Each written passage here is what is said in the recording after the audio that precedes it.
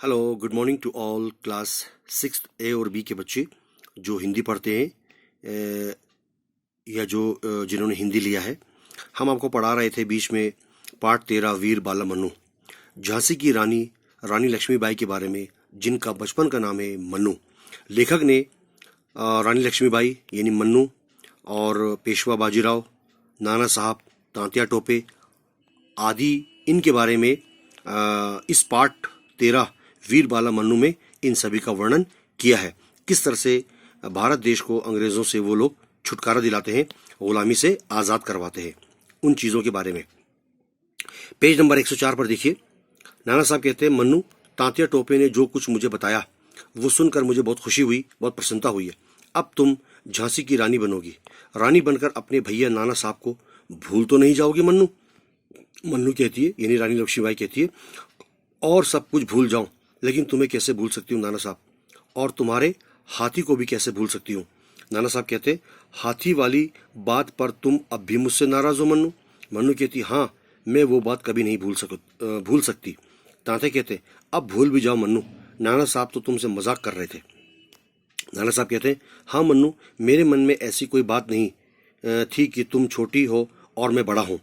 तुम बहुत अकड़ कर बात करती हो, इसलिए मुझे उस समय गुस्सा आ गया था।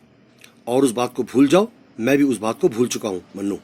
मन्नू चुटकी लेते हुए, थोड़ी सी मजाक करते हुए, नाना साहब, इतने दिन तो आपने कुछ नहीं कहा, अब आज ऐसी मीठी मीठी बातें कर रहे हो, इसका कारण क्या है?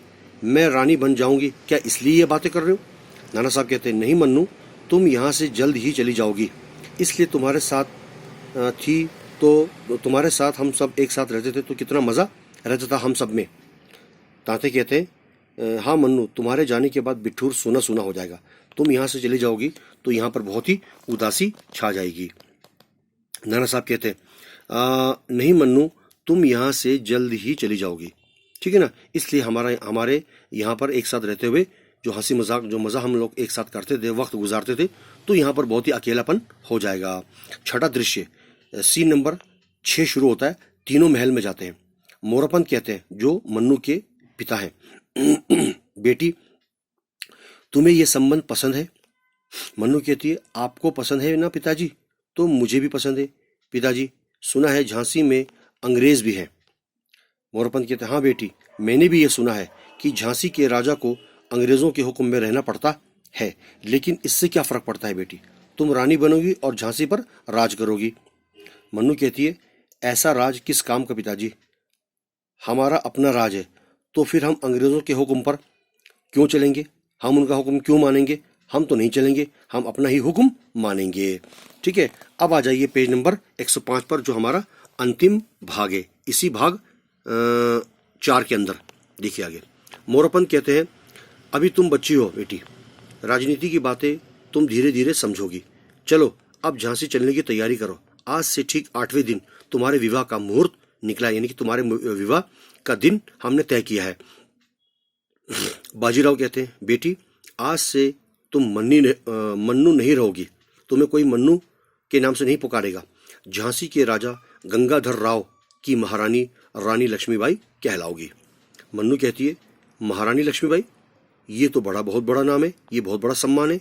पेशवा बाबा, मुझे मन्नू ही रहने दीजिए ना, मुझे मन्नू ही नाम पुकारने में अच्छा लगता है। बाजीराव कहते हैं, नहीं बेटी, खुद राजा साहब ने ही तुम्हारा ये नाम रखा है।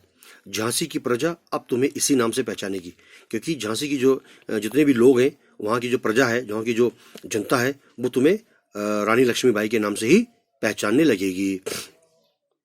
मन्नू कहती है, लेकिन पिताजी, आप मेरा नाम न बदलना। क्यों? आपके लिए तो मैं मन्नू हूँ और मन्नू ही रहेंगी। आपके लिए तो मैं आपकी बेटी, एक छोटी सी बच्ची हूँ मन्नू, और मैं आपके लिए मन्नू ही रहूंगी।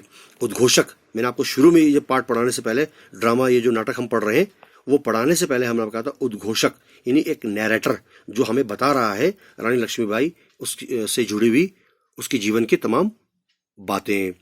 उद्घोषक कहता है, और फिर राजा गंगाधर राव से विवाह कर मन्नू जो है महारानी लक्ष्मीबाई बन गई।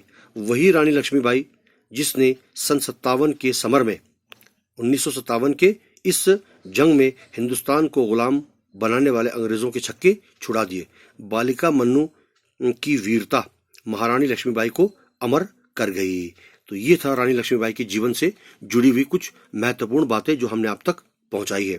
तो इसके बाद अगले जो भाग होंगे हमारे भाग 5 में इसके शब्दार्थ प्रश्न उत्तर, इनको भी आप करते रहेंगे, पढ़ते रहेंगे और याद करते रहेंगे और अपना होमवर्क जो है वो अच्छी तरह से आप नीट एंड क्लीन करते रहेंगे। बहुत बहुत धन्यवाद।